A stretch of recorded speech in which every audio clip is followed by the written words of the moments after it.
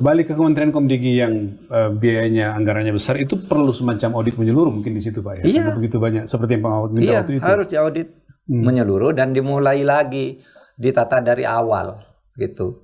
Orang-orang yang terindikasi kotor tuh jangan masuk ini. Saya sih setuju dengan langkah-langkah Presiden yang memasukkan TNI untuk sektor-sektor tertentu, enggak apa-apa, itu asas oportunitasnya pakai dulu lah. Sepanjang tidak melanggar undang-undang. Karena mau ikut aturan terus kita ditelikung terus melalui aturan nih. Tapi Pak Mahfud jadi tidak khawatir Pak dengan kekhawatiran publik bahwa itu makin memberi ruang bagi militer untuk masuk dalam jabatan-jabatan sipil gitu. Makanya saya terlepas katakan itu tidak melanggar undang-undang gitu ya. Makanya saya katakan itu untuk sementara saja. Kalau Indonesia sudah normal kembali ke tracknya, ya kembalilah lagi bahwa militer itu tugasnya di bidang pertahanan. Pertahanan itu berarti menjaga keutuhan bangsa dan negara serta ideologi. Jangan dikaitkan, semua itu ada kaitannya dengan pertahanan. Ya kalau gitu ya orang masak di dapur juga ada pertahanan nanti ada. Sementara itu berarti maksud Pak Mahfud kawal kejaksaan untuk membuka semua kasus korupsi, setelah itu kemudian kembalikan lagi ke jalur normal begitu. Bukan hanya di kejaksaan menurut saya, hal-hal tempat-tempat di mana mafia hidup itu supaya termasuk dari institusi-institusi tertentu yang selama ini dianggap korup ya. Pertambangan dan sebagainya kan banyak di situ. Pak Mahfud sedikit lagi Pak. Jadi saya mau narik ke kasus ini karena setelah muncul kasus Pak Jaka diminta jadi Dirjen Bea Cukai meskipun dijelaskan bahwa dia sudah pensiun lebih dulu. Itu lalu kan dalam hitungan hari muncul semacam teror intimidasi Pak. Ya, ada teror intimidasi terhadap seorang penulis opini di media online. Lalu juga ada teror intimidasi di Jogja ke UII, mahasiswa UII Jogja itu yang mengajukan judicial review Undang-Undang TNI, itu diteror intimidasi. Apa pendapat Pak Mahfud? Ya, saya sangat menyayangkan, tetapi itu tidak mesti dilakukan oleh pemerintah.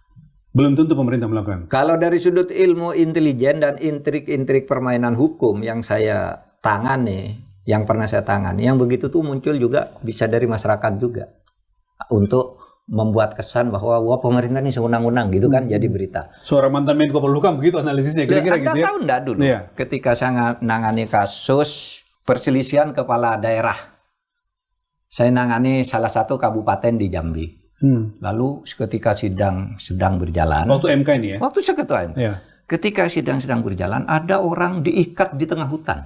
Dilaporkan, dibilang dianiaya oleh salah satu pasangan calon yang berperkara. Yang menuduh ini ternyata yang mengikat itu untuk membuat kesan menang, gitu. Diciptakan kondisi seperti itu. Bisa bahwa itu bukan pemerintah juga, bisa. Tapi bisa juga pemerintah ya. Bisa juga. TNI di tingkat bawah. Oleh sebab itu tinggal pemerintahnya sekarang koordinasi agar itu tidak terjadi. Yang di Jogja saya sudah bicara dengan rektor supaya ini beri perhatian sungguh-sungguh kepada 3 mahasiswa itu atau kepada kasus itu ya supaya kepada kasus itu beri perhatian sungguh-sungguh. Tidak boleh orang ngajukan judicial review itu kan justru kemajuan. Persis. Tinggal sekarang kita termasuk orang menulis opini itu kan kebebasan berpendapat. Kebebasan itu yang paling dasar. Kita melakukan reformasi agar orang bisa beropini, agar orang bisa ke pengadilan dengan bebas. Kan gitu. Mengapa kita melakukan reformasi? Mengapa kita membuat konstitusi? Kan maunya itu. Gitu. Oleh sebab itu kalau itu terjadi, bahwa itu dilakukan oleh aparat setingkat apapun, supaya itu dihentikan. Jangan juga mengintimidasi orang nulis. Jawab dengan tulisan juga.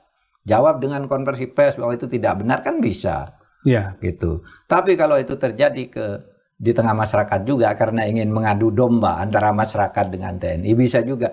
Itu sebaiknya jangan dilakukan. Gitu. Oke.